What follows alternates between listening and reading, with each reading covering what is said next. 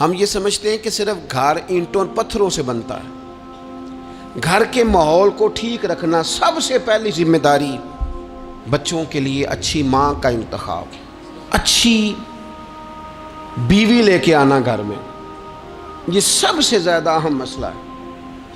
نہ مانے ہم، لیکن بہرحال ڈھیر ساری جگہوں پہ دولت دیکھی جاتی ہے شادی سے پہلے۔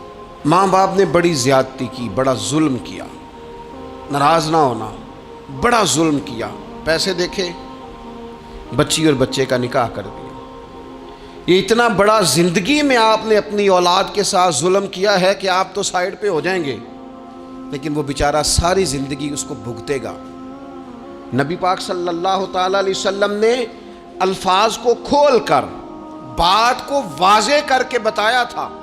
ایک تو ہوتا ہے نا کہ آپ کو کسی تشریح میں جانا پڑے، حضور نے بالکل کھول کے فرمایا کہ عورتوں سے محض ان کی خوبصورتی کی وجہ سے شادی نہ کرنا، اس لیے کہ خوبصورتی ان کو ہلاکت میں ڈال دے گی، اور فرمایا محض ان کے مال کی وجہ سے شادی نہ کرنا، مال ان کو سرکش بنا دے گا۔ یا رسول اللہ صلی اللہ تعالی علیہ وسلم پھر کیا کریں؟ تو محبوب فرمانے لگے ان کی دین داری کی وجہ سے ان سے شادی کرنا۔ اور یہ ابن ماجہ میں لفظ موجود ہیں، اللہ کے محبوب علیہ الصلوۃ والسلام فرمانے لگے کان میں سوراخ والی کالے رنگ کی باندی اگر دیندار ہو تو تمہارے لیے بڑی بہتر ہے۔ باندی ہو، رنگ سیاہ ہو، کان میں سوراخ ہو، اس سے نکاح کر لینا، شرط یہ ہے کہ دیندار ہو۔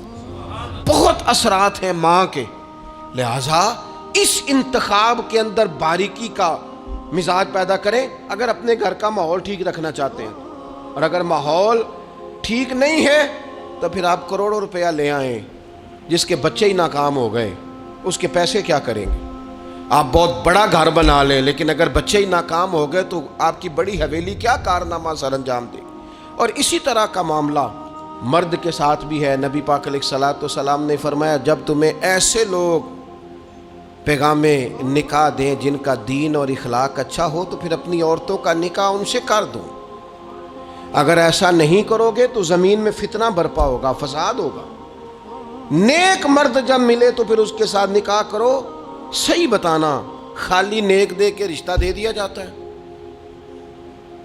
نیک ہے، دیندار ہے، اچھے اخلاق والا ہے، خالی تقویٰ دے کے لوگ رشتہ دیتے ہیں؟ بڑا کچھ دیکھا جاتا ہے، بڑا پس منظر دیا تو تنخواہ تھوڑی ہو تو کہتے ہیں کماتا ہی کچھ نہیں۔